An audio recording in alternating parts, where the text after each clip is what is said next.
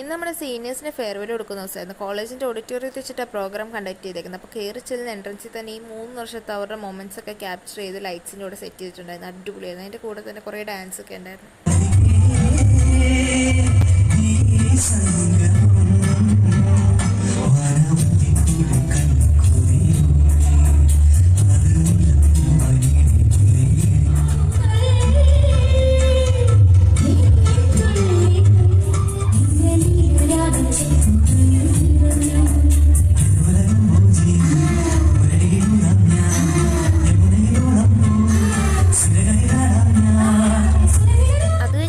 സീനിയേഴ്സിന് 3 പേരെ വിളിച്ചിട്ട് ടാസ്ക് ഒക്കെ കൊടുത്തിട്ടുണ്ടായിരുന്നു. ബലൂണൊക്കെ ഊതി ഉറപ്പിച്ച് പൊട്ടിക്കുന്നത്.